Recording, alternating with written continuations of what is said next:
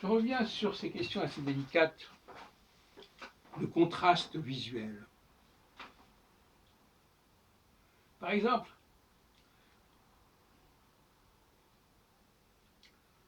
on peut voir que si on prend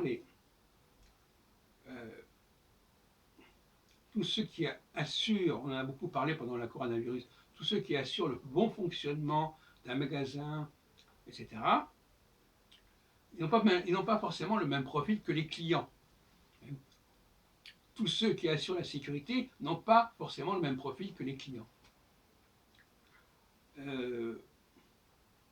Par exemple, la Bibliothèque nationale, un exemple parmi d'autres, les personnes qui sont chargées de la sécurité n'ont pas le même profil que les lecteurs, en général. Et ça pose quand même un petit problème.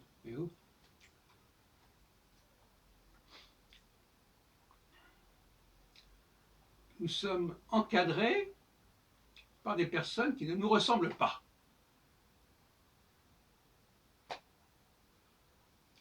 Et qui donc ne nous représentent pas quelque part. Et donc là, il y a une forme d'aliénation, il y a une forme de décalage assez étrange. Je ne sais pas si les enfants le remarquent, en font la remarque, mais c'est comme si dans une langue, par exemple, c'est d'ailleurs le cas de l'anglais, il y avait certains mots stratégiques qui n'étaient pas semblables au reste de la langue. Ce qu'on appelle l'hétérogénéité d'une société. Par exemple, dans le domaine politique, en anglais, il y a beaucoup de mots d'origine française. President, Prime Minister, etc. Et Secretary. Donc, voilà une langue qui confère aux autorités, il y a le government, par exemple, parliament. Ce sont des mots étrangers. Des mots étrangers qui vont quand même représenter le pouvoir et qui ne sont pas de même nature que la population de base. Or, c'est assez compréhensible puisque dans le cas de l'anglais, la conquête normande a amené au pouvoir les étrangers, les Normands, les Franco-Normands.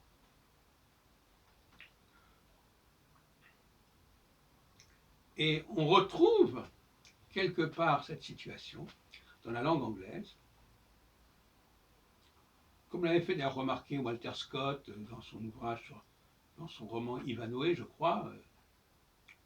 Certains mots sont nobles et d'origine française, certains mots sont plébéiens et d'origine anglaise, germanique, locale, saxonne.